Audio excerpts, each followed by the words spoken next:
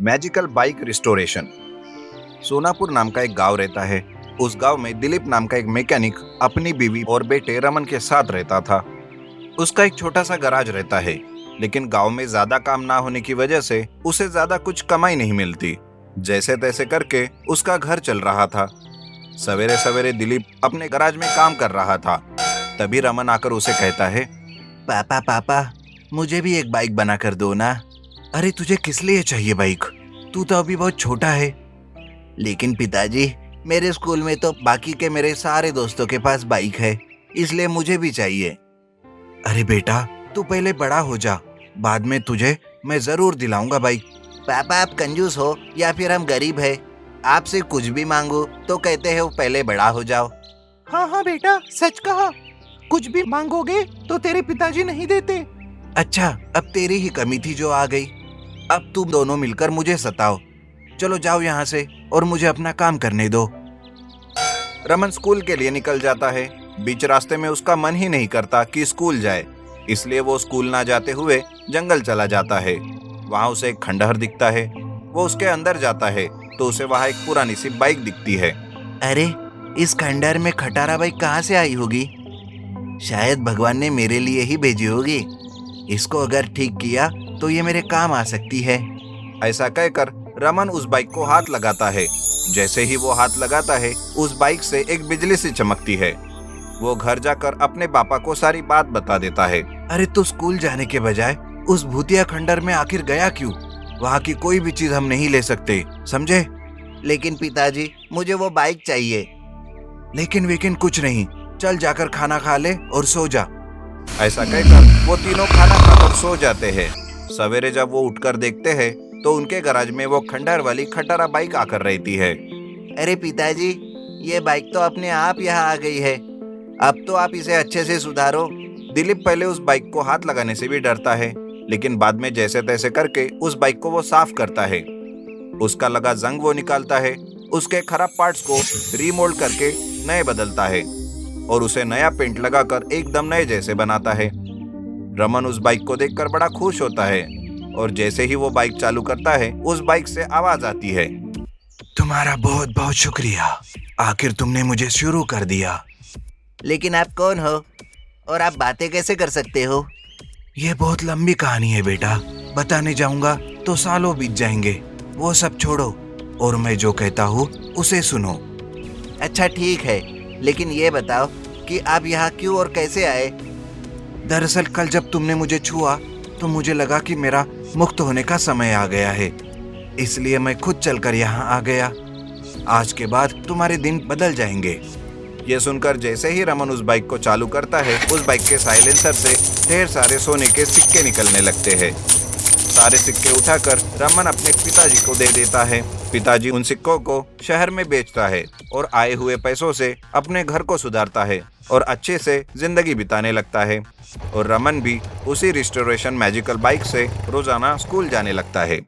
Big foot road roller. Sainikpura नाम के गांव में अर्जुन शिवा नाम के दो भाई रहते थे। उन दोनों के पास अपने अपने रोड रोलर थे। उनसे वो आसपास के गांव में रोड के काम किया करते थे। एक दिन अर्जुन और शिवा के पास कॉन्ट्रैक्ट देने वाले कॉन्ट्रैक्टर आकर उनसे कहते हैं, हाय शिवा, मेरे घर के पास एक मिट्टी की सड़क है जो बहुत ही खराब हो चुकी है, उसे लेवल करना है। ठीक है सर, हम अभी आते हैं। अरे शिवा, गांव में जो भी काम आएगा हम दोनों मिलकर करेंगे और पैसे दोनों मिलकर बांट लेंगे। ठीक है भैया, तो आप रोड रोलर लेकर आइए, मैं रोड रोलर को बिग फुट टायर लगाता हूँ। अरे लेकिन बिग फुट टायर क्यों? भैया, हम जो सड़क का लेवल करने जा रहे हैं वो मिट्टी की है। रोड रोलर मिट्टी में धंस ना जाए, इसलिए बिग फुट टायर से रोड रोलर और भी तेजी से चलेगा। अरे वाह, सुपर आइडिया शिवा। इस तरह दोनों भाई मिलकर काम करते हैं। एक भाई रोड रोलर से मिट्टी को लेवल करता है तो दूसरा बिग फुट रोड रोलर से उस सड़क को समानता में करता है। इस तरह वो दोनों मिलजुल कर काम करते हुए आए हुए पैसों से खुश रहते थे। एक दिन पास के गांव से एक कॉन्ट्रैक्टर आता है। वो कहता है, हेलो अर्जुन, हमारे गांव में मिट्टी की सड़क डालनी है। वो कोई छोटी मोटी सड़क नहीं है, वो लगभग 10 किलोमीटर की सड़क है। ठीक है सर, अभी आकर मैं काम शुरू करता हूँ। ये लो तुम्हारा एडवांस, साथ में किसी और को भी ले आना। इसकी जरूरत नहीं है सर, मैं अकेला पूरा काम कर लूंगा। वो कॉन्ट्रैक्टर उसे कुछ पैसे देकर चला जाता है। अर्जुन वो पैसे लेकर कहता है, अब अगर मैं शिवा को इस काम पर ले गया तो उसे आने वाले पैसों में से आधे पैसे देने पड़ेंगे, लेकिन अगर पूरा काम मैं ही कर दूंगा तो पूरे महीने का काम मेरे हाथ में होगा, पैसे भी अच्छे खासे मिल जाएंगे मुझे। ऐसा सोचकर वो मिट्टी के रोड को लेवल करने जाता है। 2 दिन बाद ये बात शिवा को पता चलती है और वो अपने बड़े भाई से कहता है, भैया कोई भी काम हम दोनों मिलकर करने के सोचे थे ना, तो फिर आप मुझे बिना बताए अकेले ही काम पर कैसे चले गए? अरे शिवा, तुम अपने बिग फुट रोड रोलर से क्या काम कर रहे हो? ऊपर ऊपर का काम करके आधे पैसे ले रहे हो। वैसे देखा जाए तो पूरा काम मैं ही कर रहा हूँ ना। ये क्या भैया, आप ऐसे कैसे कह सकते हो? खराब सड़कों को लेवल करना ही तो मेरा काम है, नहीं तो तुम्हारा रोड रोलर इस मिट्टी में उतर जाता ना। अरे बस कर, बहुत हो गई तेरी बातें। आज से तेरा काम तू देख, मेरा काम मैं देखता हूँ। ये कहकर अर्जुन अपने कॉन्ट्रैक्ट पर चला जाता है। शिवा को छोटे मोटे काम आने लगते हैं।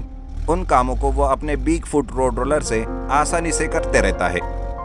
एक दिन अर्जुन मिट्टी की सड़क पर काम कर रहा था कि उसका रोड रोलर मिट्टी में धंस जाता है। अर्जुन अपने रोड रोलर को बहुत रेस करता है, लेकिन वो ऊपर नहीं आता।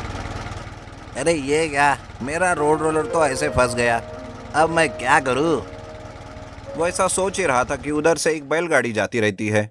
अर्जुन उस बैलगाड़ी वालों को बुलाता है। अरे भैया, मेरा रोड रोलर मिट्टी में फंस गया है, तुम बैलगाड़ी को रस्सी बांधकर अपने बैलों की मदद से इसे जरा बाहर तो खींचो।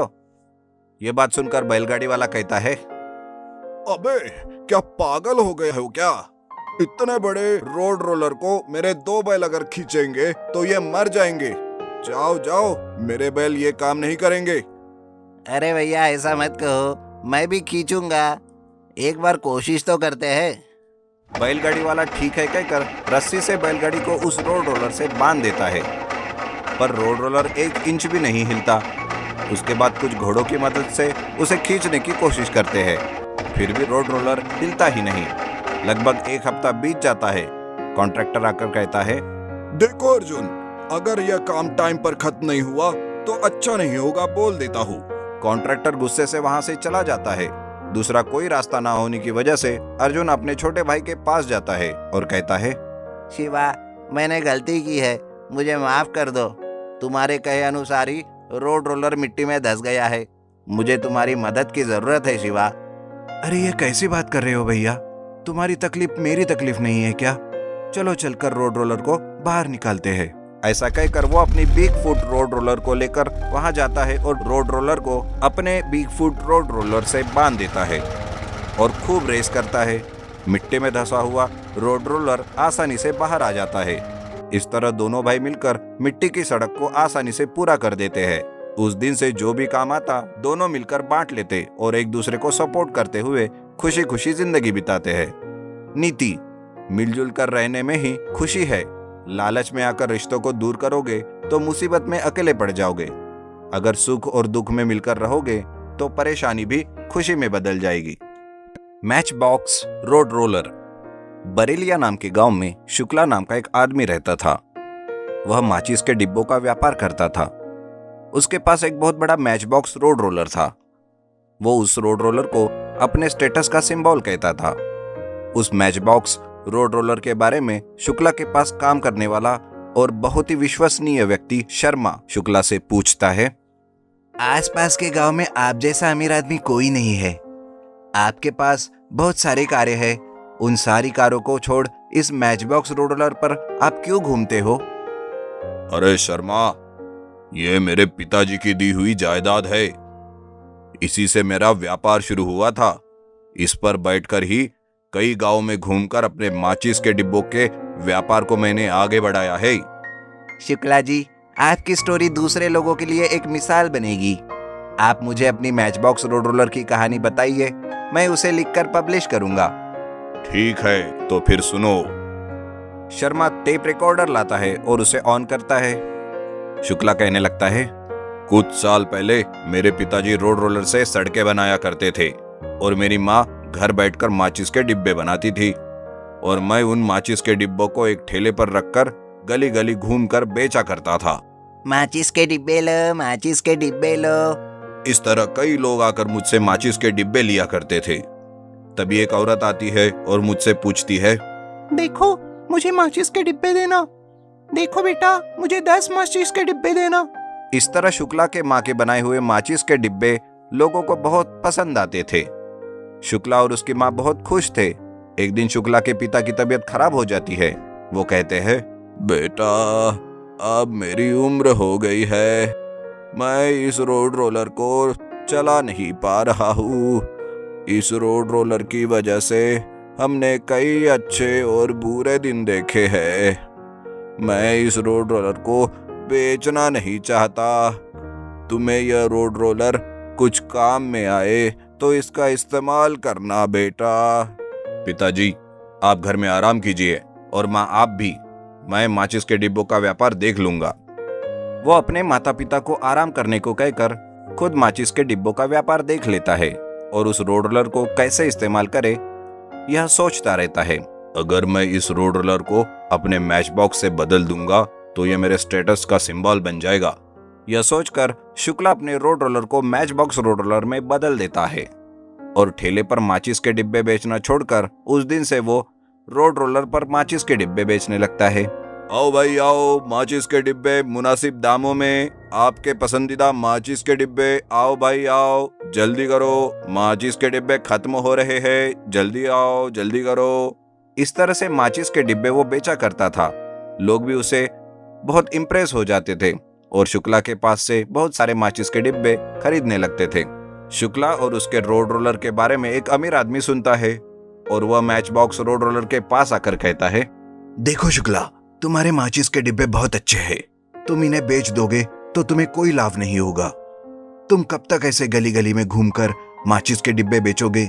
मैं तुम्हें 2 लड़के दूंगा, वो दोनों तुम्हारे डीलर बनेंगे। तब तुम इन छोटे छोटे गाँव में ही नहीं बल्कि शहरों में भी अपने व्यापार को बढ़ा सकते हो। इस तरह शुक्ला उस अमीर आदमी से मिलकर अपने व्यापार को बढ़ाता है। वो शहरों में भी एक्सपोर्ट करना शुरू करता है और डीलर भी बढ़ने लगते हैं। मुझे वो डील बहुत पसंद आई और उस दिन से लेकर आज तक मेरा व्यापार बढ़ते ही गया। मैंने कभी पीछे मुड़कर नहीं देखा। मेरा छोटा व्यापार आज इतना बड़ा हो गया है। तब तक ऑडियो रिकॉर्ड करने वाला शर्मा ऑडियो ऑफ करके कहता है, सुपर सर, आपकी कहानी तो बहुत ही अच्छी है। मैं इसे लिखकर पब्लिश करूंगा। ऐसा कहकर वो वहां से चला जाता है। शर्मा रोड रोलर से शुक्ला बायोग्राफी लिखकर पब्लिश करता है। वो किताब लोगों में बहुत प्रसिद्ध हो जाती है।